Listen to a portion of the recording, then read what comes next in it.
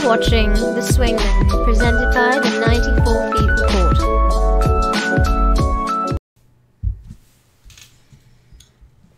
What's up, everybody? We're live streaming The Swingmen tonight.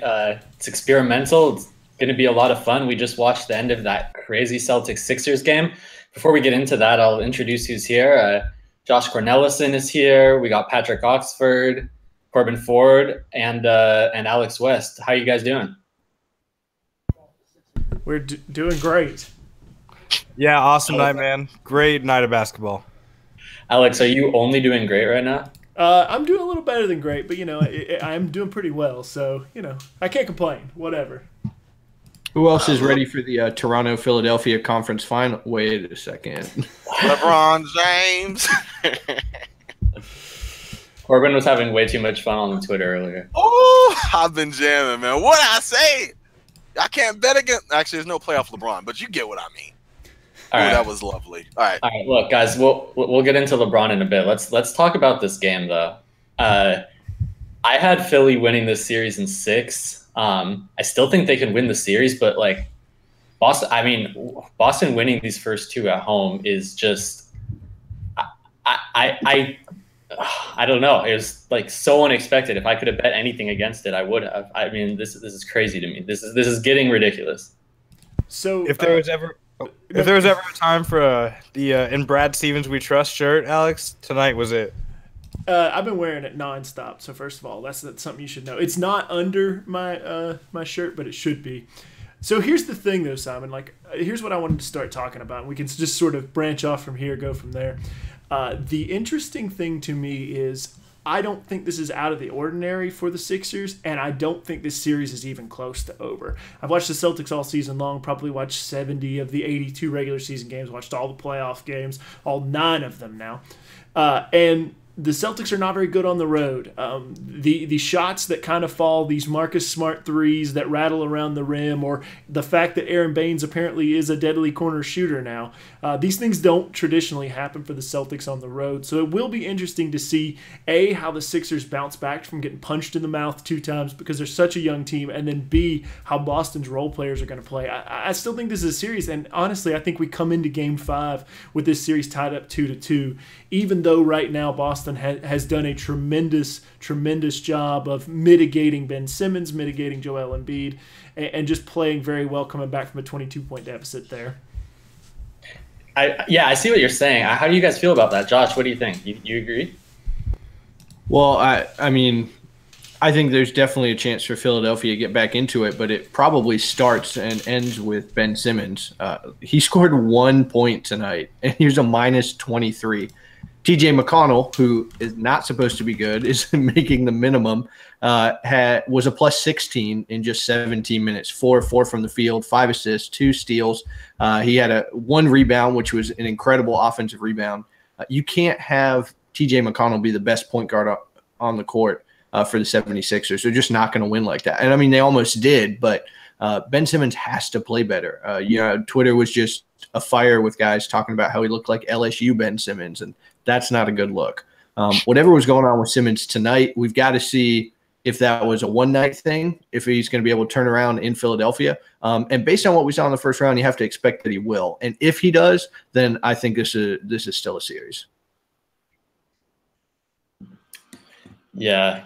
I mean, I don't know. I want to get all your guys' thoughts on this because for me, I think I agree that it's still a series, but at the same time, watching Boston at home against these young teams, I don't know. When is this going to change? Patrick, what do you think?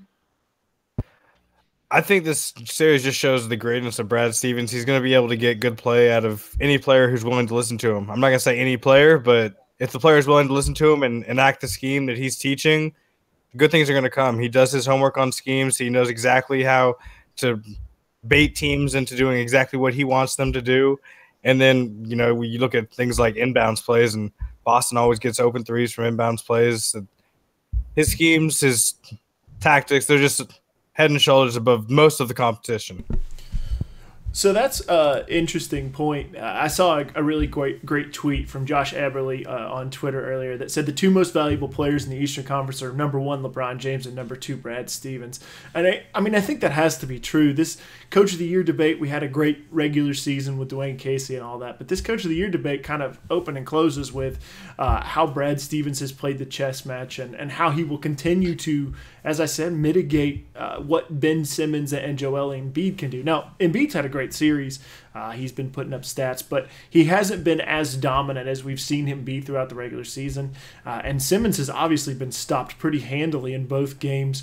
So, they're going to go back home. They're going to reevaluate ways to get him open. And personally, I think that involves maybe playing McConnell and Simmons together. Because it's much easier to get yourself going in off-ball actions or posting up or putbacks, cuts, whatever like that for Simmons than having to create from the top. But I think that Brad Stevens, you have to hand it to him what he's done this early in the series. Wow, my thoughts are basically everything you guys already said. One, I think inexperience and youth is really against Philly right now because even though this Celtics team does have 2 young players, a rookie and Jason Tatum, and obviously Jaylen Brown here. They have some experience on their side. Aaron Baines from the Spurs, Al Horford's been through many awards. Marcus Smart has had some good playoff experience. For them to come back from this lead, I'm just seeing that was pretty huge. I mean, in Philly's favor, and to get that back, along with the Coach Stevens and his just amazing adjustments, maybe this is it. I really thought Philly would have more of a chance at home, or I think they'll have more of a chance at home, only because, especially young teams, that burst of the home crowd just gives them the extra jolt. So I think that might give them a game or two, but I don't know. Simmons looks thoroughly flummoxed out here. And being that he's one of the key cogs in this team right here, I don't know. I think this might be it. It's just a shame that Ty Lue won't get a chance to pick them apart with his hidden playoff schemes that he hasn't unleashed yet. I was really looking forward to that. Yeah, I mean, is this just a clear path to the finals for Cleveland now? Is this Cleveland just punching their ticket right now? Yeah. I mean, who on Boston's going to guard Jeff Green? I mean, right? we might get Kendrick Perkins some real good playoff touches deep in the post, man. He'll tear them apart, man. Yeah, man. I mean, this is a legitimate question, though. Nobody can stop LeBron on Toronto. And I said that, we're going to talk about that series in a few minutes, and I had said that a few weeks ago, that as good as Toronto was playing, they had no one who could stop LeBron. But when you look across the Eastern Conference, that just generally seems to be pretty true. Nobody really has anybody to put in his way. I think the biggest enemy to the Cleveland Cavaliers right now is fatigue. If the Raptors can drag this series out to 6 games, they played 7, then they've played 6, and then maybe they have to play 5 or 6 more. At some point, it's going to pile up, and I don't think the Cavs legitimately have a shot against either the Rockets or the Warriors beyond a puncher's chance. But this fatigue could add up in the Eastern Conference Finals. Now, I still think the Cavs are favorite. Until LeBron is dead and buried, whatever team he is on is going to win the Eastern Conference, and I won't believe otherwise until it's actually done, which is kind of reactionary, but whatever. I can live with that. Yeah, you were talking about the fatigue factor, and I think LeBron clearly wanted to end the series early tonight. He showed that he was just firing on all cylinders. Kevin Love said he called his shots before the game. He was just in a zone that we rarely see from players other than the players in the tier that he's in. I think that we might see, honestly, a 4-game series. It's not something I forecasted coming in at all, but LeBron looks like he's a man on a mission. We've seen when he's on a mission, it's really just game over for anyone except, a team like the Warriors or Rockets, like Alex was saying. All right, guys, we'll move over to Cleveland now since it's pretty – I mean, so I was at Game 5 of the 2016 Finals. Tough experience as a Warriors fan. LeBron's performance tonight reminded me of that game, but it reminded me more of Kyrie in that game. The degree of difficulty that he was hitting on these mid-range shots, I've never seen that from LeBron and really from anyone, maybe outside of Kyrie, like in that 2016 Finals. I mean, it just seemed like every shot was tougher than the next. Toronto was playing good defense. It didn't matter. And he was just starting to okay, I'm going to arc this one a bit higher. There was one point where he hit his highest arcing one yet. And then the next one, he's like, now I'm going to shoot a laser. I mean, I don't know like what kind of zone he was in. Have you guys ever seen that type of takeover from LeBron, like with the jump shot? I think of Game 7 of the 2013 Finals as one that I remember where, you know, the Spurs' plan was to just let LeBron beat them from outside. Remember when that was actually like a game plan? And he was just drilling everything from mid-range out to three. I mean, he faltered a little bit in the second half, if I remember correctly, but from that first half, just laser focus, everything from 20 feet in was just lights out. But anything like this, where he just methodically backed down defenders and was just mixing the degree of difficulty, as you said, with the turnarounds and the fadeaways, no. I speaking for myself, I haven't.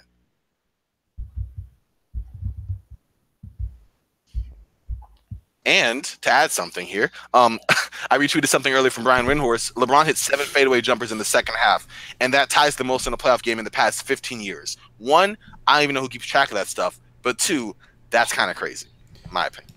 I was telling someone about the game, like, and I said he hit like 10 jumpers, and I thought I was really over exaggerating, but I guess not that much.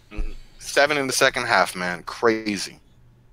It does speak to the degree of difficulty. I mean, he was hitting a lot of shots. He hit the one shot really late in the game where he was down on the baseline, sort of falling out of bounds, and he switched from his left back to his right and shot it in sort of like a Larry Bird-esque way.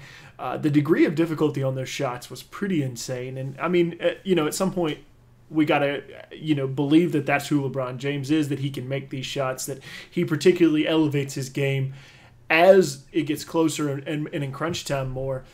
But he's just played so tremendously well. He's created for teammates. He had 40 points, but he had 10 assists also. And it just speaks to I don't think his supporting cast is as bad as many others do. I think that there's a pretty decent amount of talent on this roster, not necessarily all being utilized well or playing well in the case of Rodney Hood and Jordan Clarkson. But I do think this is a pretty decent roster, and LeBron is definitely taking advantage of his teammates right now early in this Toronto series. So I think Cleveland Cavaliers are like one of those like block, you know, wooden puzzles that a kid would play with, where all the pieces kind of fit into and they all have a certain spot like inside of it. But it's like Ty Lue has been putting this puzzle together with a blindfold on. And so, like, it takes him, like, Game 1, Game 2, Game 3 of the Pacers series. He's trying to shove these pieces in, and they're just not working. And then, like, Game 7, all of a sudden, Tristan Thompson gets into place, and Thompson takes over. And then now he's, like, remembering, oh, wait, I got George Hill, and I can use George Hill in this part. And, oh, if I use Kevin Love and Kyle Korver in, you know, running a two-man game, that'll work. And it's like he's finally putting the pieces together. And once all the pieces get in, there's a cohesive puzzle, which is a team that can actually win the Eastern Conference again. We thought that this was the year LeBron was going to lose because we never knew that Ty Lue had all the pieces to complete the puzzle. I never doubted. I just want to put that out there. Never. But I just really hope LeBron's performance tonight doesn't lead to some OG Anunoby shade. I love my dude OG, and I thought he did a good job defending LeBron on those fadeaways, honestly. There's just nothing you can do at some point. No, there should be a lot of shade thrown at Toronto, but not at OG. So I have a follow-up question to whoever wants to answer this, just sort of throwing this out there. What is the deal? That's my Jerry Seinfeld impression, by the way. What is the deal with not playing Tristan Thompson until these pivotal moments in the series? Thompson has not played well this year. I mean, that's, you know, I guess sort of apparent, but he is an offensive glass eater. He is a guy who makes hustle plays. He's proven it over and over and over. And I don't understand how we got all the way to Game 7 of the Indiana series before that got remembered. And it's, I mean, I guess it sort of speaks to what you're talking about, Josh, like how it's a puzzle piece and he's putting it together with a blindfold in the dark, in a different room, using one of those bomb diffusing robots or whatever it is that he's doing. But it just seems like that, you know, he forgot about this piece and he forgot about this piece. And then all of a sudden you're like, oh, yeah, Tristan Thompson is really good in big games, as he has been for the past 4 years. I don't understand it. Now, Now, see, I have to stop you right there, Alex. I don't think that we give Ty Lue due credit as a great basketball mind. How many years has he said he has secret schemes and defensive plans and lineup changes, and he wasn't going to tell us? And so us, the media and people who follow the game, were left to guess and wonder. And then he surprises us, and we don't give him the credit. This is what he had all along, in my opinion. Who would wait? You need front court help. You need help rebounding. And you say, we're not going to play Tristan Thompson. But he knew all along that he was going to unleash him starting in the Indiana game. He just didn't want, Toronto to be scouting and to find out in advance. And now they can't help it. Then, Toronto's ready. And then what are you going to do? Oh, let's bring Kevin Love and Kyle Korver. What you going to do now? And they don't even know. And LeBron James going to be LeBron James. That's my thinking. Other than that, maybe Ty Lue is just an inept coach and things just happen to work. I'm going with the first theory, though. I think you're right. No, I don't agree because Ty Lue and the Cavs almost lost to the Pacers in the first round. No, you don't wait to use your secret weapon in Game 7. How about in the closeout Game 6? No, they got – how about the fact that they did a missed goal call up LeBron's game-winning shot? No, Ty Lue, if Ty Lue has a secret weapon, he should have used it 2 months ago or at least 2 weeks ago. Tristan gave them the all clear. The Kardashians accidentally pull a weapon out of you. Wait, I'm hearing Patrick try to make a Kardashian joke, which I was going to do. So right. I beat him to it. Give us a Kardashian joke. I knew it was coming. I knew the Kardashian stuff is behind him now. He's good to play. It's all behind him. He's gotten through the curse. The curse obviously took him out of last year's finals. Let's be honest. He was awful. He grabbed 7 boards all series. I don't know, but come on. The Kardashian stuff is now behind him. He's put the bad stuff behind him in his life. The same thing happened to Harden. Same thing happened to many a great men. We can't just blame him for this. We can let him get past this time in his life, and Thompson's ready to contribute again. That's what it is. Did you guys hear Brian Windhorst on Bill Simmons' podcast talking about how Tristan made some joke about how he has a kid now and he has to get paid or something about his kid, and that was a sign that he has a sense of humor about life again or something? Yeah. So Thompson, guarded DeRozan on that late game shot, and so DeRozan pump faked, and Thompson didn't bite on it, and so Brian asked him about it after the game, and he said the Cavs have this rule where if you bite on a DeRozan pump fake, you have to pay $100. And he's like, man, I got 2 kids to feed. I need all the money I can get. Oh, wow. I don't know if his kids are going to be hurting for money. They got coming from both ends, mom and dad. That's the old Latrell Sprewell, though. I mean, sometimes you got kids to feed, you got mouths to feed, and you need that extra $100. Or I guess in Latrell's case, you need that extra $60 million or whatever. Okay, he was my favorite player at one point. It's such a shame to use that and say his name the same sentence. I will point this out. You could say about Latrell Sprewell, Corban. I guess you're right. If this was the best secret weapon Ty Lue had, though, I don't think the Cavs have any shot in the finals because your secret weapon cannot involve Jeff Green playing significant minutes. And we basically can tell that you can't play Tristan Thompson and Kevin Love together for significant minutes. Basically, they go offense or they go defense. So once you run into Houston or Golden State or Utah, I don't want to rule them out yet. I don't think that Cleveland's got enough. But that's why I think that the Kendrick Perkins signing is going to pay dividends in the long run because we're looking at him as a locker room voice and a late season pickup. But he could be a very key addition, sticking Kevin Durant or other. I'm done. I can't. I'm sorry. I don't think – I mean, and Josh, to sort of speak to your point, though, I don't really think there is a path. I mean, maybe – I don't know. Maybe you just sort of put your fate in LeBron and hope that he can carry you through that. But I don't really see a path for the Cavs to win a series against any team that's left in the West. I mean, maybe Utah, I guess. I don't know. But I don't think that really – if you look at it and you say that the Rockets and the Warriors – that's the favorites. One of those two teams is going to come out of the West. It seems like a safe bet. I don't think the Cavs, the Raps, the Celtics, or the Sixers really have a chance to take it much more than 6 against either one of those teams. Guys, can we talk about the Raptors? Can we just talk about Kyle Lowry and DeMar and JV missing 6 tips at the end of game 1? I mean, I generally think that like choking is an overused term. I know that a lot of basketball media feels that way, but at a certain point, like that's what's happening here, right? Is there any other way to look at this? When I watched Kyle Lowry like with LeBron on him and during that Cleveland comeback in game 1, like he looked legitimately terrified. But I don't know. LeBron's a good defender, but I've seen good defenders guard Kyle Lowry before, and he usually has like an aggressive mentality. I don't know what else to say about this. I mean, I think the first thing that you have to say right off the top is what happened to the Raptors of the regular season. They were a team that was playing at a 98 possession per game pace. In the fourth quarter of game 1, they got knocked down to 87. In overtime, they got knocked down to 88. And that's a pretty significant drop-off when you think about the speed at which they like to play. And they were just sort of right there in the middle. And they got drug into a mud fight. And that's what I said to somebody. I was talking to him, and I said that the Cavs will drag you into a mud fight, and that's what they want to do. And when they get you in that 87, 86 range, that's something that the Celtics are pretty prominent for doing as well, just sort of dragging the tempo down, which means we might have, if it's Cavs-Celtics, we might have like a 9-8 Eastern Conference Finals game. But you can't do that. You have to continue to play your way. You have to keep the ball moving.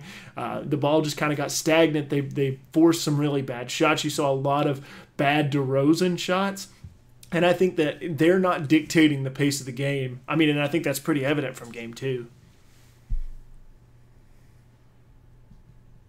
I just think, as you just said, Alex, that the Raptors right now are just having that regression to the mean in the way they've normally played in the playoffs. And I'm not saying that in the sense that the culture they've had and everything is all gone, but old habits die hard. And in this one, you can even see if OG misses a couple shots, or Fred VanVleet's been coming back from that shoulder injury. If they look a little cold from out there, then DeMar and Kyle Lowry go, okay, well, it's my turn to start shooting.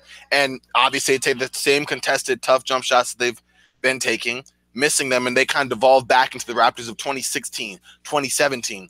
And honestly, I think the Cavs are in their head. If they wait to the conference finals, if that would have somehow worked, and they built a little more confidence playing LeBron, then maybe that would have tilted in their favor. But mentally, I'm not sure if this Raptors team is very strong. And coming off of that first game when they thought, hey, the Cavs are coming from little rest, we can take them, and to see what happened there, Game 2, LeBron comes and gives such a dominating performance. Can the Raptors get out of themselves? And that's really the main question here. I don't think they can get out of their own heads at this point. I mean, like, we've seen what this core can do in this Eastern Conference, and honestly, I think it's time to think about at least moving one of these pieces. They have a lot of money tied up, and with such a strong second unit, you kind of feel like they might even be able to remain competent if they move one of those big pieces. They're not going to be, the 55-win team they are now, but if they can stay up in that 47 to 48 win range, remain respectable, and get maybe a building block for the future and like a pick, I think that's something they need to think about this offseason. Yeah, so my thought is, I wonder if these playoffs are almost an indictment on building your team around 2 guards. Because you have the Washington Wizards, and they went down hard in any game that John Wall just couldn't be incredible. And now everybody's talking about, well, do they got to trade Beal? Because Wall, you can't trade him. He's, got bum knees and the biggest contract in NBA history. Okay, so Portland, they are built around 2 guards, incredible during the regular season, and they go up against the buzzsaw of Anthony Davis, and suddenly we got to break that up. We got to trade McCollum or Lillard.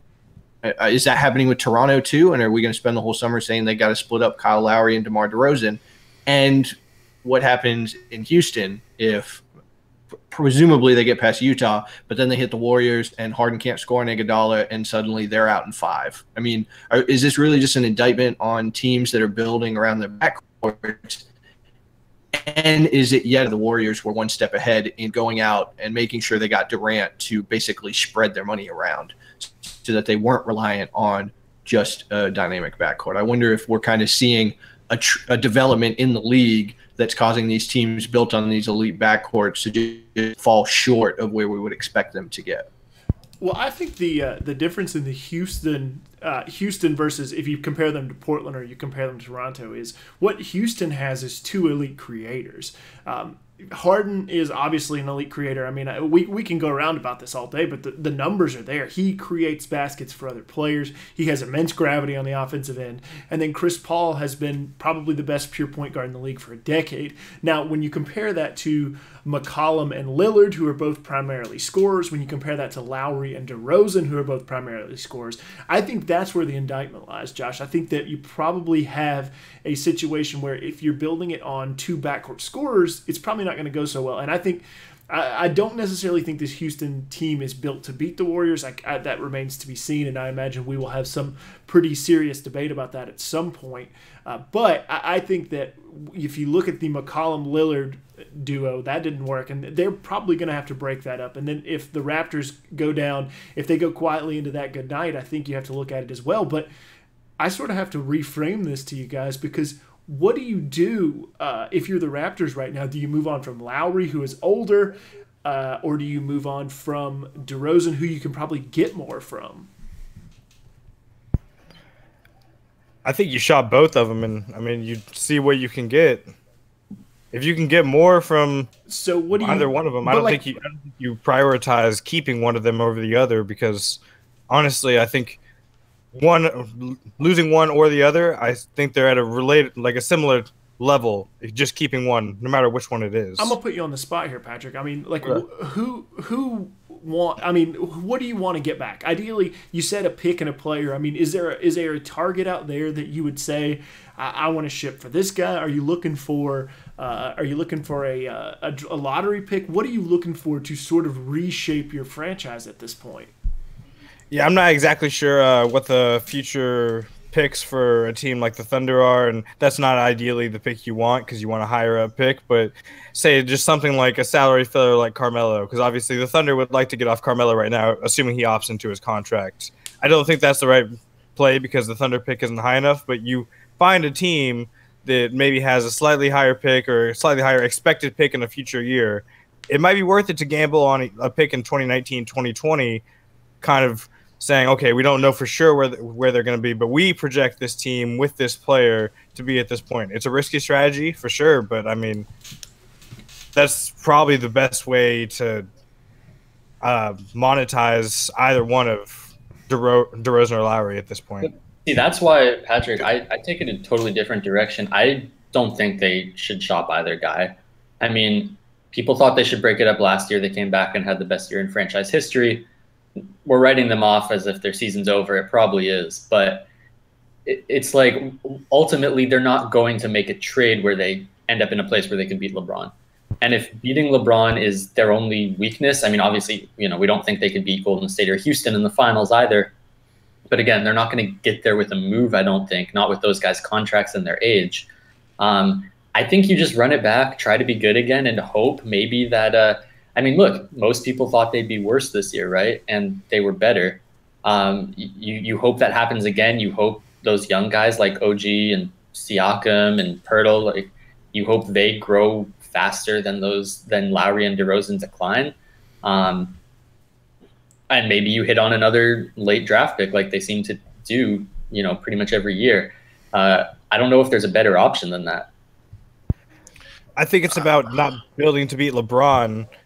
It's about building for after LeBron at this point. LeBron, I mean, he keeps amazing us, obviously. Every single year in the playoffs, we say, hey, this is going to be the year there's some decline, and he just, obviously, from tonight, he keeps getting better and better.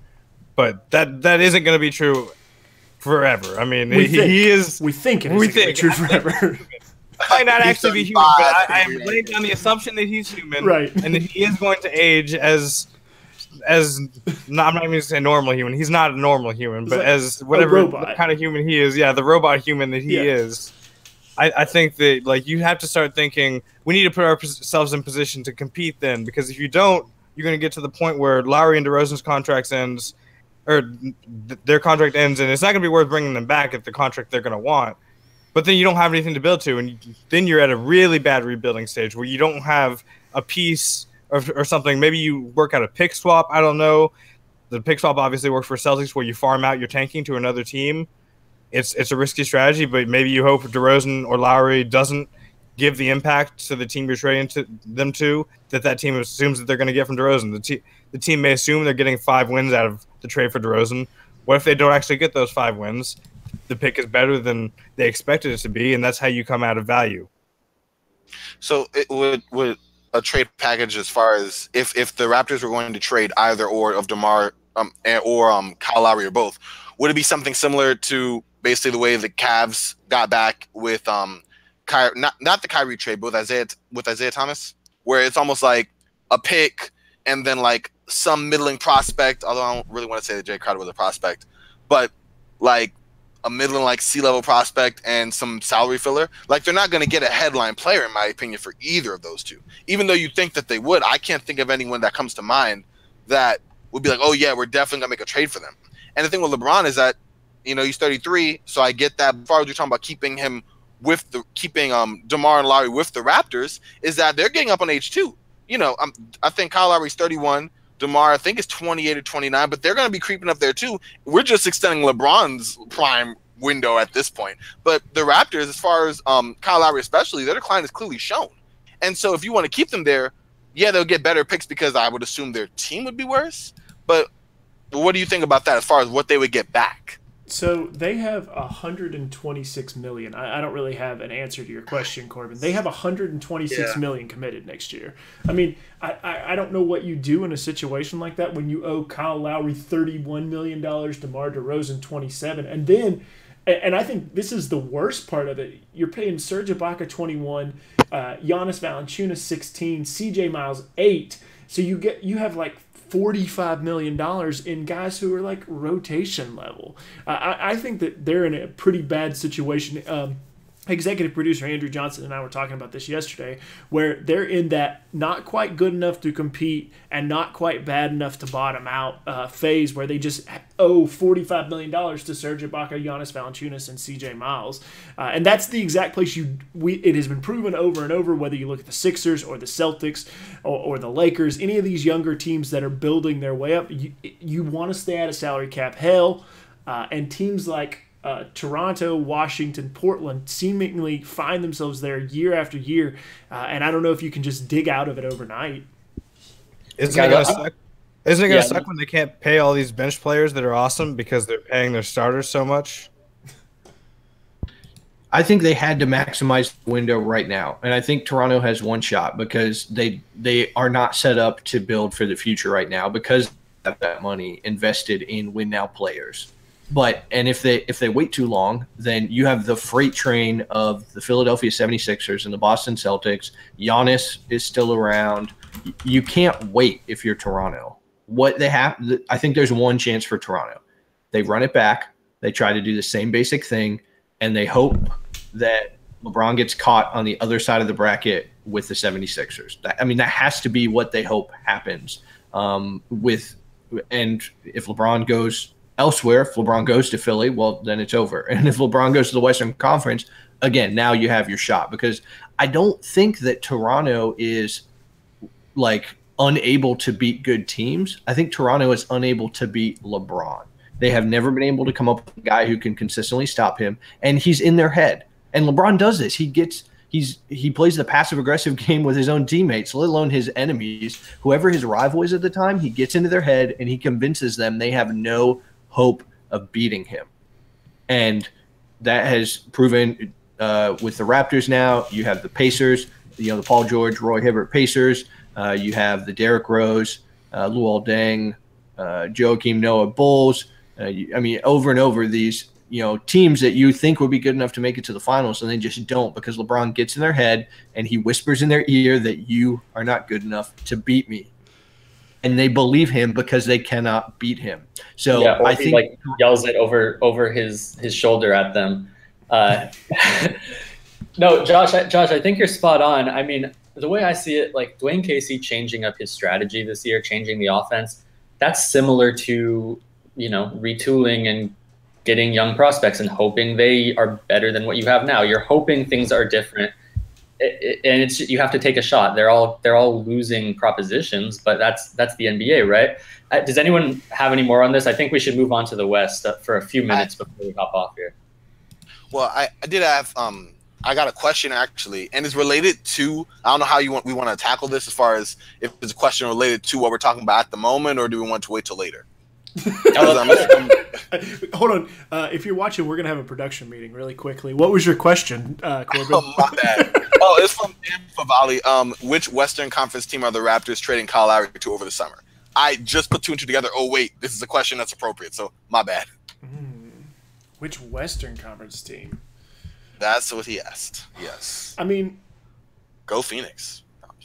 Doesn't Oklahoma City make the most sense? I mean, they've got the contract to make it work. They have this weird thing. I don't think that a Westbrook DeRozan pairing works at all. But doesn't that make the most sense from a fiscal point of view? I just threw it out there for the contract at first thought. I don't think it makes good basketball sense. It doesn't make good basketball sense. But what is the alternative? Do you do like a McCollum for DeRozan swap and just run it back? I mean, is that funky? I mean, what if LA misses out on Kawhi, on PG, and on LeBron, and they just want to get a star in there because they're the Lakers? I mean, DeRozan's from LA. What about that? We won it 2 years ago. I think that's a possible scenario for sure. Who do you give up in that regard? Like, is DeRozan? I don't know where to place DeRozan. Is basically my point. Is like, what is he Is he a great player? Is he an all-star? Is he a franchise player? I don't think he's anything beyond an all-star. And in some regards, I think that he's sort of archaic. What is he worth to you? Do you trade a Brandon Ingram? No, I don't think so. Do you trade Alonzo Ball? Hell no. Do you trade Kuzma? Even that, you start to go like, Kuzma's more on our timeline. I don't think a Lakers fan, I would begrudgingly trade Josh Hart. I was going to say, I don't know if they can do a sign and trade because of Toronto's salary cap situation, but I was going to say a Julius Randle sign and trade could be possible, but maybe not depending on the salary cap. I might be mistaken on that. 9 forwards. I realize it's like easy to put DeRozan down when they play the Cavaliers, but DeRozan is really, really good. He is deserving to be in the All-NBA. We can't just trade him for Kyle Kuzma's gym shorts here. Yeah, I mean, I don't disagree with you, Josh, but like, what does that mean? I mean, if DeRozan is a player who's not contributing to a winning team because of his play style, which I think is the problem, what does it mean for DeMar DeRozan that if he is a 29-point-a-game scorer, if he is XX and X, Y, and Z, that's all well and good, but can you win with DeMar DeRozan? And I think that's the big question for me is I don't know what piece he plays on a winning team. When I say winning team, a team that has a legitimate shot to win the title. That's my question. All right, I got it figured out. Okay. Minnesota Timberwolves will swap Andrew Wiggins for DeMar DeRozan. Who says no? Tibbs, he doesn't mind that DeRozan won't shoot threes. Tibbs hates threes. He wants him to be inside anyway. And, the Timberwolves fans, they want to get rid of Wiggins. Raptors fans want to get rid of DeRozan. They each get a new start. Wiggins is Canadian. It just works, right? That actually popped first in my mind, sadly. Can I say no? I mean, I think Toronto says no because the numbers that we're looking at now with Wiggins being really, really bad at most things. But I still see 5 years younger. 5 years younger, exactly. So they're trying to push the timeline. If you're talking about kicking the can down the road, I think that's a reasonable start, certainly. Do you like that for Minnesota? Like, do you think that's a legitimate good basketball fit? You have to get rid of Teague probably at that point because you need somebody who can space. But that's fine. I actually wanted to know what Simon didn't like about that if he wasn't messing around. Because I agree with you, Alex. I think that would work. And Teague isn't going to be a part of their future plans. But then again, if you're going to get DeRozan there, then I guess you are more win now. If you're Minnesota, I would assume, just because of the timeline of where he is. That's confusing to me. But yeah, what were you thinking, Simon? Well, no, I'm not actually against it. I think it makes a little more sense for both teams than where they're at right now, maybe. I just those aren't the moves for either team. No, I mean, you want it first. Minnesota does not need a DeMar DeRozan type player, and the Raptors do not need Andrew Wiggins. Well, I think the asking price gets too high. It's like, I don't want to – if I'm Toronto, I don't want to take back just Wiggins. So I'll ask for a first. Now, if I'm Minnesota, I don't want to give Wiggins and a first up for DeRozan. So it's like, I don't know what that middle ground is where you start to weight that evenly. And I don't even know what the salaries are. I mean, we're just talking through our hats as far as I know. But you start to like weigh those asking prices, and it's difficult. Yeah. All right, guys. Let's move on. Let's talk about the West a little bit before we hop off here. I mean, Warriors, New Orleans. We didn't mention Holiday and Rondo when we were talking about these terrific backcourts. But there might be good reason for that. I mean, Holiday's come down to earth a lot this series. He's being tasked a lot more too. Like, having to guard multiple guys, bigger guys like Clay. Rondo's actually played pretty well, getting left wide open. He's shooting the three well, but it just hasn't been enough. What do you guys think about this shifting back to New Orleans? Are we looking at a sweep? Is this thing going to get interesting? I actually was encouraged by the way New Orleans played in Game 2. I just think the disparity in foul calls was very real. Anthony Davis and Drew Holiday, I think it was 6 combined free throws. The amount of free throws they combined to get to, with Anthony Davis taking the majority of his shots in the paint to the free throw line extended, was ridiculous to me. And Drew Holiday has not been playing non-aggressive. He's been forcing the issue on offense, not to his detriment, but definitely trying to get it to the rack. So I think a little home cooking on their side. The crowd behind them, I think they have a good game in them. I think they can at least grab one. I think they've been playing pretty well. It hasn't been like, blown off the park. They have nothing they can do. It's just been some weird things here and there, in my opinion, in Game 2. You're stirring up a bee's nest, just so you know, saying it's home cooking on this show with this cast of characters. You're stirring up a bee's nest, just so you know, Corban. My bad. I do have to say, though, a quick thought on the home cook. I mean, look, I shouldn't be the one talking about this, but I think New Orleans was like hacking the exit out of the Warriors every time. Unbiased opinion here. Draymond Green was doing WWE out there, man, and they called nothing. And then all the Warriors act like, oh my God, like, you called a foul on me? Like, are you serious? Remember what I said? They were taking these out by the back, like in the paint. I think the refs wanted to not blow a lot of whistles last night, and New Orleans gave them no choice, and the Warriors gave them a little bit of a choice, and that's why there's a disparity.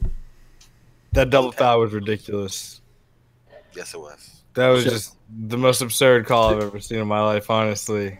I don't know how you could really take an official in that game seriously after that. That specific official, I'll say, not an official. That specific official.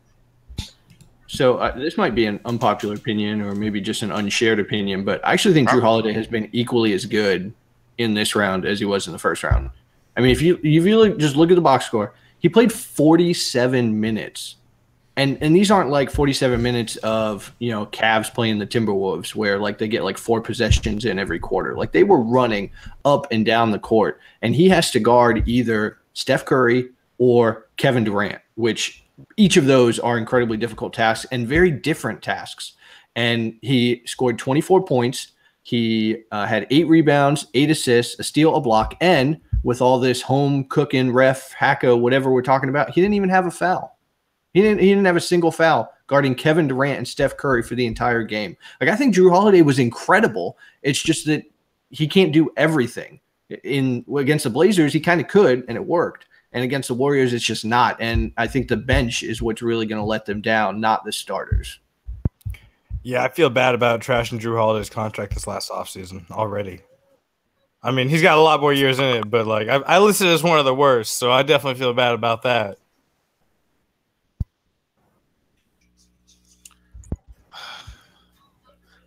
Alex, you're muted though. Of course I'm muted. Of course I muted myself on live stream. So, Josh, speaking to your point, I think that this is just live TV, whatever. Take it again. Cut it. Fix that in post. All right. So, Josh, here's what I was going to say is like, I think that the box score is a little bit deceptive. I mean, I see what you're talking about. Game 1, he had a pretty ostensibly bad game with 11 points, 4 assists, and 3 rebounds. In Game 2, he looked pretty good. I feel like it's not in as big of moments. One of the things that I felt like he did in the Portland series was he was big in big spots. It was that shot where it's tied, or here's a 3 that puts him up 1. And I feel like when the game was tight, and it hasn't often been tight in this series, but I feel like Drew Holiday has not played up into the moment the way he did in other parts. I mean, in the Portland series, and I feel like that's the difference. While the numbers look comparable, I feel like the moments are a little bit different. And if you think about what happened at the end of the game 2, who was taking the big shots for the Pelicans? It was Rondo and it was Etuan Moore, because that's what the Warriors are doing. They were taking the ball out of Holiday's hands and they were making sure they couldn't get it into Davis. So when Davis got the ball, he was outside the three-point arc. Like, the Warriors know what they're doing, and they were just – Draymond Green abandoned Rondo. He just straight up abandoned him and would sprint into the paint to double on Davis. And so that's why Rondo got the open looks, and give him credit. He hit a few of them. But I just think Drew Holiday's been playing really well. Davis was playing really well, but the Warriors defense is really smart, and they're going to make the other guys step up. And that's where these kinds of teams that are top heavy break down, when you have a team that defensively is smart enough and executes well enough to force it into the role players' hands. And I kind of feel go ahead, Corban. Oh, no. It would have taken a totally different direction. But it was a question I saw on Twitter, especially after the Pelicans game. And it was kind of like this low rumble. I wanted to get your guys' take on it. Would the Pelicans be better off against the Warriors right now if DeMarcus Cousins was on their team? He would definitely create more matchup problems. Absolutely. I mean, you can argue that the spacing that they get from the Davis-Mirotic combo is something they don't get when DeMarcus Cousins is on the floor, just because despite him shooting the three ball, it's just not the same. You're not getting the same utility out of DeMarcus Cousins when you have one of him or Anthony Davis parked on the three-point line. The talent's there, obviously, but it's just a matter of maximizing the utility of both of them at the same time is tough. I think it sort of speaks to Josh's point about how smart their defense is. When you have a guy like Cousins, what you have is one more dude who can do stuff. And I think that we're sort of at the end of the rope. I mean, when you look at this box score, I mean, and we talked about this a couple of weeks ago, but I think Etuan Moore's a fine player. I love Rondo, but you really don't – those are guys that you don't necessarily want to go to war with in your playoff rotation, much less in your top 5, in your starters. And I think if you add Cousins back in there, what you get is just one more dude who can do stuff. He can warp the defense, whether it's, over the top, whether it's with his passing ability, whether it's with his shooting and spacing for Davis. He did a lot of things early in the season before the injury that were really impressive, and it showed us kind of this weird look that we hadn't seen before, particularly out of the horn set and those high-low sets that they use so well. I think that probably would have been a much better matchup for New Orleans than it is without him. But, I mean, this is where we are now, so no use crying over spilt milk, I guess. I think that the Warriors, sorry, just to make one last point on this, the Warriors with Kevin Durant, this iteration, are obviously much better than they were, even when they went and won the title and won 72 games without him, or 73 games rather. But I think their one weakness are against these big bruising centers, because there are 2 players in the league that Draymond Green cannot guard for whatever reason. That's DeMarcus Cousins and Zach Randolph, although Zach Randolph may have aged himself out of that group. But and how the Warriors face that, just and the way that the Warriors reacted to that early in this run was they put Harrison Barnes on DeMarcus Cousins, and Barnes bodied him up and he fought. And Cousins got frustrated, and it worked. Well, this version of the Warriors, like, Kevin Durant's not going to guard DeMarcus Cousins. It's just not going to happen. And so that forces the Warriors to match up and play Zaza Pachulia or Kevon Looney or David West. And I think that changes what they would do. And it puts them in lineups that I think the Warriors are not as comfortable in. And so this is something that throughout the Kerr era, the Warriors with these big center types have gone more traditional. And that has actually hurt them, I think. And so it would be interesting, I think, because we would be talking about a totally different series if DeMarcus Cousins was here. I don't think it would change the outcome, but I think it would be fascinating because I think it would totally change what the Warriors are able to do. First of all, that's a hell of a good point.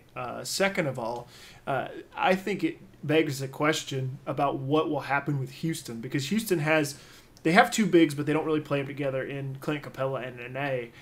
Do you sort of play this like weird matchup game with them? If I know I'm going out on a limb with the series tied 1-1 and we haven't even got to talk about it yet, but if you end up with the series that you want in Houston and Golden State, if you're Houston and you feel like you're a little undermanned, first of all, do you even feel like you're undermanned? And then second of all, do you play that matchup game and force them into playing Zaza Pachulia, JaVale McGee, Kevon Looney, all of these guys that don't necessarily, even though Looney has played tremendously well, or did at least yesterday. And our own, by the way, a quick plug for our own Simon Cherin-Gordon. He did write an excellent piece for Hoops Habit, which I read, by the way, Simon, about how Kevon Looney coming into the game had such a big impact, particularly in Game 2. But I just wonder sort of where does that match up? Like, what do you do if you're Houston? Do you feel like you have to play to it? Do you feel like you're good the way you are? And before I know Corban wants to jump in. I know Patrick's got a lot to say on this. Two things. One is, Alex, you took away my chance to make a retort about how DeMarcus Cousins and Zach Randolph might be a tough cover for Draymond because they're like the two guys who are bigger, what's in the league than Draymond is. Secondly, are we going to start talking about Houston Golden State? I mean, this is a weekly show. We got a 1-1 Houston Utah series. I know, my bad. That's on me, man. Are we writing Utah off after last night? I put it in was about to ask. I was going to redirect.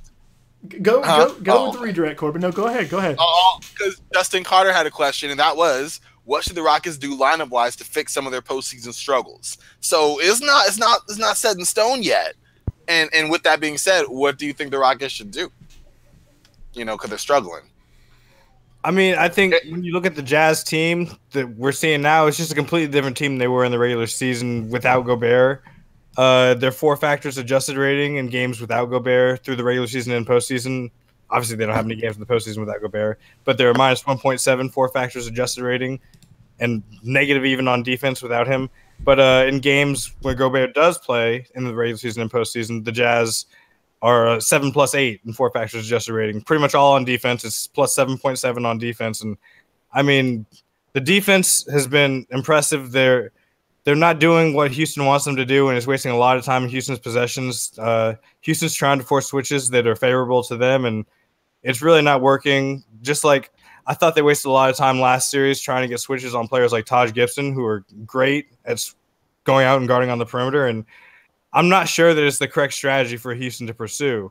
I just think that there's a lot of different things they could do without even changing up the lineups. Justin asked about changing up the lineups. I'm not sure if that's necessarily the way to go because I don't have confidence in Nene at all. I thought that in the minutes he has gotten this series, he's just looked very uninspired. And we're not getting the Nene that was playing in the Thunder series last year. That's just not going to happen. He's looking like the couple Spurs games that we saw before he went down last year. And it's think he looks old? Oh yeah, I think he is old, so he probably looks a little bit old. So I don't think that necessarily it's lineup changes. They looked really hesitant on their switching defense. The Rockets, they were leaving Joe Ingles of all people just wide open on the perimeter.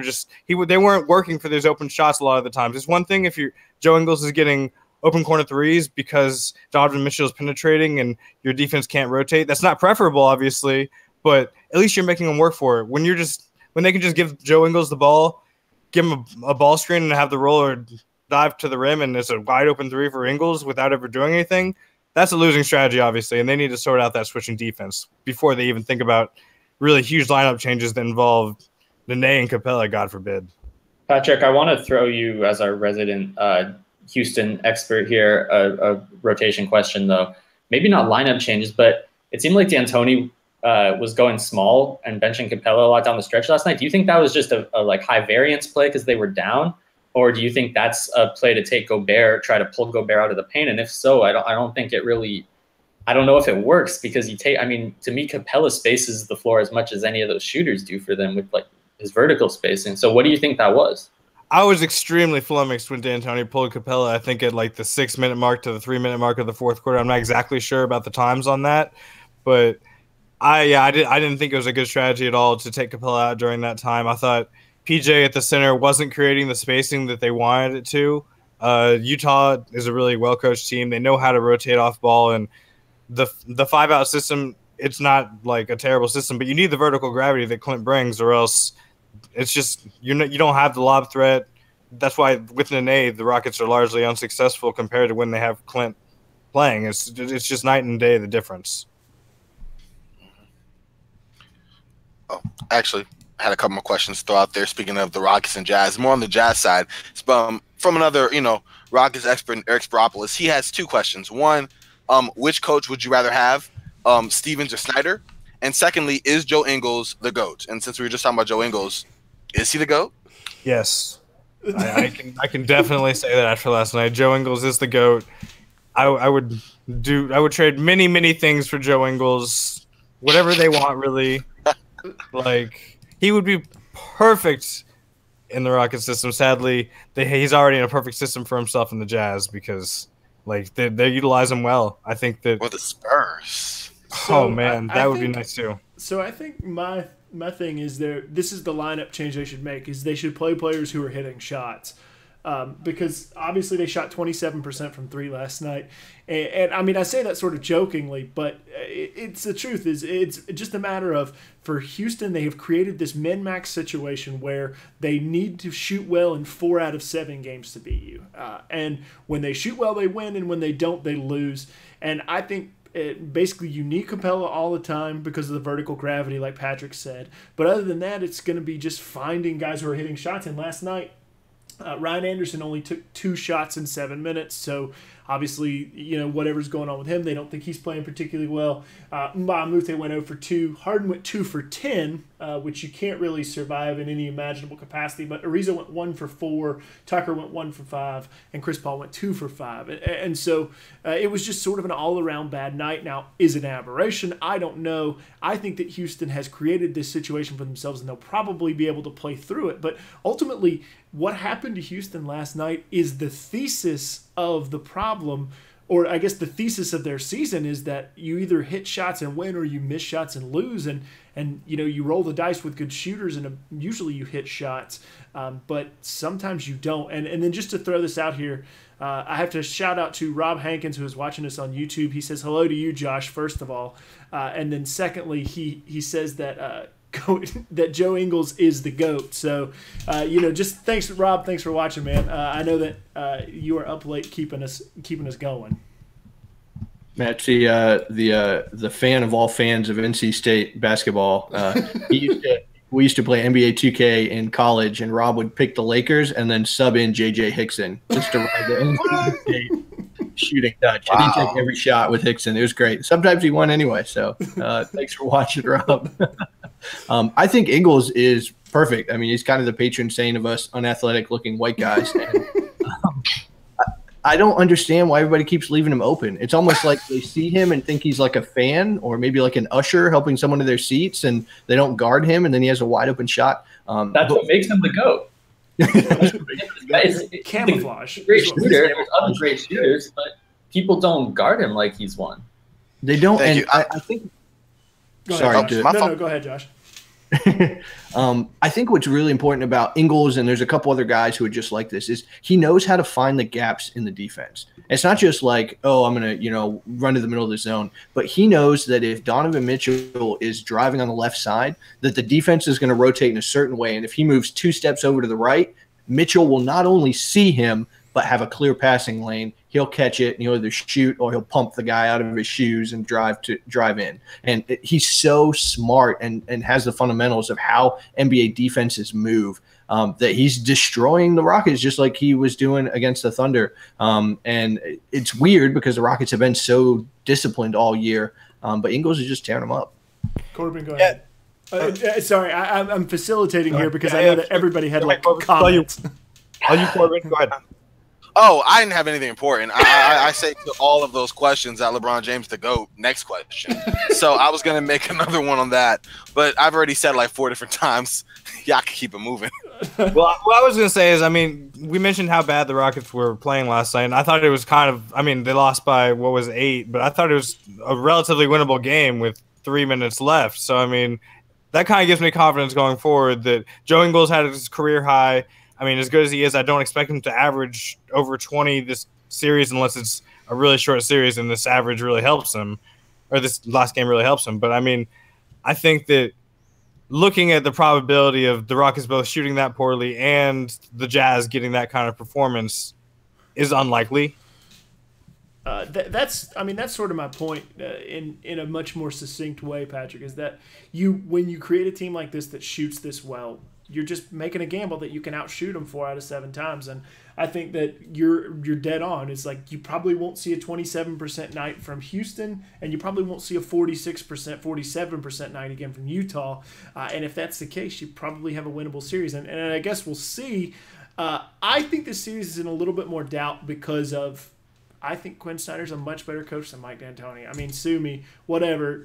Throw that to the floor. But I just think Quinn Snyder is a much more competent X's and O's coach, a guy who makes these switches on game day that makes his team that much better. And I've never really gotten that vibe from D'Antoni at all. He's more of a system guy, more of a guru, and I much rather would have Quinn Snyder on the sidelines on any given night.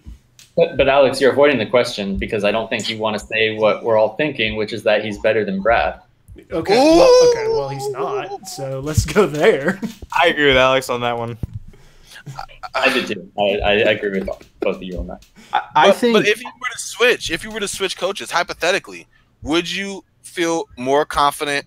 Yeah, I guess that's the question already answered. If Brad had the Jazz, then I guess they would be top 2 Western Conference. Even if they weren't, I would feel more confident with Brad Stevens playing against the Rockets than I would with Quinn Snyder playing against. This is a whole big thing that we'll have to get into at some other point. But I think when you look at the development of Jason Tatum, the emergence of Terry Rozier, all of these things just sort of coalesce around Brad Stevens, and they don't happen if he's not there. I'm not talking about, if you replace him with another coach. I'm talking about if you replace him with anyone else, because he instilled that confidence in his team.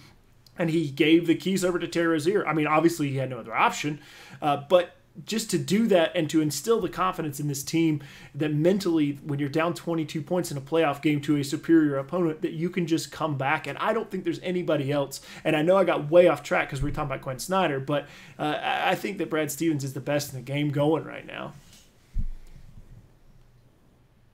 Is the show over now? Is that? If you're hearing Alex talk about Brad Stevens, it's just a great way to end the show. I think that just to make one small point about the Jazz, they've had like role players step up. I don't know if Ingles is still a role player, but Dante Exum had an excellent defensive game. In game 2, and was guarding Harden at times, was guarding Paul at times, and he was plus 10 in his 18 minutes. And I thought he really gave them something strong. And back from the dead, Alec Burks also did. He dropped 17 points in just 22 minutes. And it was efficient, 7-11 shooting, 3 of 3 from the line. He had 4 rebounds, 6 assists. He's plus 7. So I know I'm just reading off the box score, but if you watched it, thanks for on this. No, yeah, no, but I think that's the objective, and the subjective is that watching it, you had this lineup with Dante Exum and Alec Burks that kept the Jazz afloat even when Donovan Mitchell was out of the game, and I think that was really important for the Jazz. And what the Rockets haven't had yet are these role players step up. They haven't had these 6th, 7th, 8th, 9th guys on their team really make an impact. And I think that's why Utah has been able to push through. That's why Utah won in the first round, is they had these guys step up, and Oklahoma City just did not at all. And so I think that Houston really needs to mobilize a little bit deeper into the roster. I mean, they signed Joe Johnson. They added guys. Supposedly they filled out this rotation. I'm not saying Joe Johnson's the answer, but I'm saying they supposedly went out and got the guys. Yeah, Corbin's about to pop a blood vessel there. I know Joe Johnson is not the key to beating the Utah Jazz, but what is key is that they supposedly added depth so that their superstar, James Harden, wouldn't get gassed out. And that depth has to show up, or this is going to go 6, 7, and may not go Houston's way even then. I will not stand for this Gerald Green slander. All right, guys, let's close out here. This is an awesome first show. I will say, Corbin, what you got? Oh, my bad. I just want to give 2 more. We already kind of went over this, but there was 2 more questions I said I'd get back to. Oh, yeah. All right, cool. All right, so one, shout out to my man Pedro. He just asked if the monsters came to Earth and took Ben Simmons' talent away all of a sudden. I say Brad Stevens did instead. So that's the answer there. The second one was, who's more likely to come back from an 0-2 deficit, from Jackson Lloyd, the Toronto Raptors, or the Philadelphia 76ers? I thought that was an interesting question, even though we already kind of addressed it. But who are you more confident in? Yeah. I mean, I'm gonna jump out here, and I already said it. I think that we're coming back to. I think just to sort of take Jackson's question and ask it a totally different way. So I've just co-opted that question. Sorry, Jackson. Sorry, Jackson. I'd like to apologize for that. It's no longer yours. I think the interesting question is where are we in all of these series after Game 5? If there is even a Game 5 in it. And I think that coming into Game 5, we're going to be looking at a 2-2 tie between Boston and Philadelphia, and I think probably you're not going to see that in the Cleveland. I think Toronto probably plays them to a split, but then it's a 3-1 game. So I think Philadelphia is probably much more primed for a comeback. But how do you see these games coming into Game 5? So after 2 more have been played every series. Whew, that's a good one. Golden State, New Orleans is going to be over. Okay. All right. Golden State, New Orleans is going to be over. That's fine. Anybody? Golden State 5? Okay. I'm which I guess, yeah. Okay. I think Houston Jazz might be tied up. You think coming into Game 5, you're 2-2 there? I think that's fair. So. Yeah. I think that's the most likely one to be at 2-2, just because it's 1-1 now. I think it's most likely to be 2-2, but I think you're right that Boston just has not played as well on the road. And Philly, you have to think they're going to marshal something. So I say that's probably the second most likely to be at 2-2. And honestly, the least likely to be at 2-2 is going to be Toronto, Cleveland. I agree. Yeah. I agree. I could see a situation where like Curry is stiff, coming in Game 3, just his body's got to heal, and they get a little overconfident. New Orleans wins Game 3, and then Anthony Davis goes absolutely nuts for Game 4. Like, I could see that. Just right now, I don't see any way that Toronto marshals probably anything. And in fact, I think that series is more likely to be a sweep even than the Golden State series.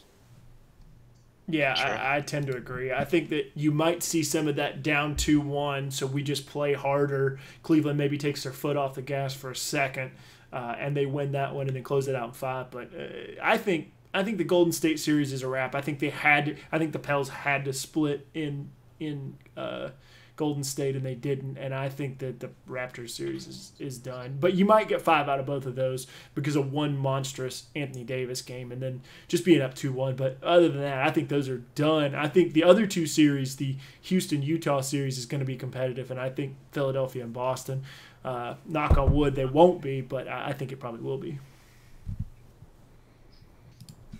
Yeah. I don't bet against Brett Brown after he's down 0-2. that tried and true playoff. never he wants that chocolate milk again. He likes to get what? Actually, I'm not gonna go there. But yeah, he wants to taste that again. He'll be motivated. He'll rally the troops. I'm sorry. Right, there's no better way to close this out. I thought this format was a ton of fun. I'm excited to get better at it going forward. Hopefully you guys liked it. The Twitter questions were great. Keep those coming. We'll try to get to them quicker next time. We're still feeling this out, but if you asked a question and you stayed around to hear the answer, I'm glad. If not, we'll get to you quicker next time. Although you're probably not hearing me say that. Make sure to subscribe to our YouTube channel at the 94 Feet Report on YouTube or on Twitter and on YouTube. You're watching this right now, so you can just click that button and catch us. I guess I was gonna say Friday, but I guess next Thursday night. I guess this is the new thing. So, guys, any closing shots here before we sign off? I was about to say, if you don't give a bunch of writers the chance to throw out their Twitter handle, then the whole format's been butchered. So I'm gonna take mine first. First of all, follow me on Twitter at AlexWestNBA if you've not already followed me, which I imagine most of you have, because I'm an amazing NBA personality. But secondly, I want to get a big plug in for a project that my man Patrick Oxford, who is here on the show, Eustachio Raleigh, and Will Walker have done, I think, a bang-up job. I mean, I haven't done as much of a bang-up job as those three have. On our draft guide, it is available on the 94 Feet Report. It is under the 2018 draft tab. We are releasing there 40 players released right now, 15 videos. Working our way up to, we don't even know. We haven't even decided yet. But you're going to get some really great coverage for some really smart people. I mean, I'm going to pat Patrick on the back more than me, and Eustachio and Will.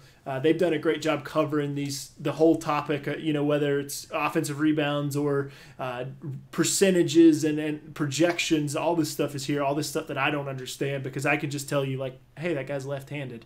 But it's really good work, and I'm really proud to be a part of it. So make sure and check that out. And I'll allow somebody else to take the floor now. No one else wants to get a plug-in? No, right? I mean, you know what? I don't got too much to say. Follow me at Corban Ford NBA. You may see something funny there. I would definitely follow us at the 94 Feet Report Twitter handle. I'm also behind that. I try to start a conversation there. So if you want to trade some hot takes, I'm always here. You come with the Lakers or the Thunder comments, or you want to talk some LeBron James trash, I'm here for it. And that's all I really have to say. So bring it. Yeah, I mean, Alex is really underselling his scouting on the draft guide he was talking about earlier. He's doing a great job. He just killed his finals also, so now he's going to be back on full-time. That's right. And if you like the videos, he's doing awesome production work there. I'm cutting the film, but he's the one adding all the cool titles, all the stuff that really sets our content apart. And also, I'm going to get the plug. If you'd like the work and you'd like to see more of it, ideas on what we could do, but we got jobs to do, we got bills to pay. So if you want to contribute to the guide, my Twitter handle is hoopsmetrox, HOOPSMETROX. And pinned up at the top, I have a contribute GoFundMe link. $2, $3, anything. It's one of the best handles on Twitter also, I just have to say. Oh, thank you. Yeah, I worked my last name into that well. Some other beat writers I cannot recall. I wish I could. They helped me out with it, but it was like 3 years ago and I've stuck with it. Wow. I love it. Well, I write for the 94 Feet Report and for Hoops Habit. I'm covering the Milwaukee Bucks. I'm just waiting to see how they mess up their head coaching decision, and then I will be writing about it.